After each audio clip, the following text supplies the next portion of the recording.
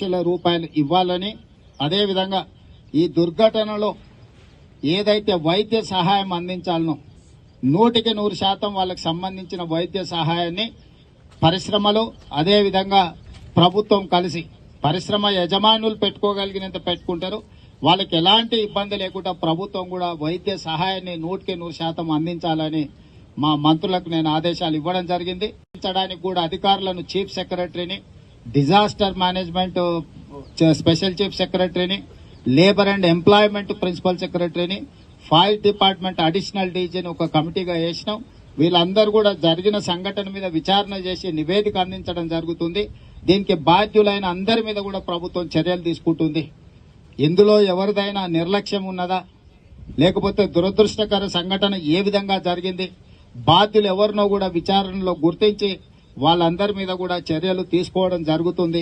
ఇదే కాకుండా ఇలాంటి దుర్ఘటనలు భవిష్యత్తులో జరగకుండా ఉండాలి అని అంటే ప్రభుత్వం కూడా ఇంకా భవిష్యత్తులో పరిశ్రమలకు సూచనలు చేయాల్సిన అవసరం ఉన్నది. కూడా ఒక ఫైర్ యాక్సిడెంట్ అయింది. అక్కడక్కడ ఫైర్ యాక్సిడెంట్స్ అనుకోని సంఘటనలో చాలా మంది ప్రాణాలు తీసుకుంటున్నారు. కాబట్టి దీనికి సంబంధించి కూడా ప్రభుత్వం ఒక స్పష్టమైన విధానంతో పరిశ్రమలకు కూడా సరైన సూచనలు ఇచ్చే విధంగా, ఆ సూచనలు పరిశ్రమలు అమలు చేసే విధంగా కూడా ఒక వ్యవస్థను ఏర్పాటు చేయాలని ఈరోజు ప్రభుత్వం అనుకుంటుంది. వీటన్నిటికీ సంబంధించి కూడా భవిష్యత్ కార్యాచరణ ఉంటుంది. ఇక్కడ ఉన్న పరిశ్రమలకు సంబంధించిన యజమానులు కూడా మీ పరిశ్రమలలో ఇలాంటి సంఘటనలు జరగకుండా ఉండడానికి అవసరమైన చర్యలను కూడా మీరు చేపట్టవలసిందిగా అధికారులకు కూడా నేను ఆదేశాలు ఇచ్చిన. పీరియాడికల్ ఇన్స్పెక్షన్స్ చేసి అక్కడ ఏమైనా ఇట్లాంటి సంఘటనలకు అవకాశం ఉంటే ఎంబడే వాళ్లను యజమానులకు కూడా వాటి వివరాలు అందించి వాటిని సరిదిద్దే విధంగా చర్యలు తీసుకోవాలని కూడా నేను ఇంతకుముందు సమీక్షలో అధికారులకు చెప్పడం జరిగింది.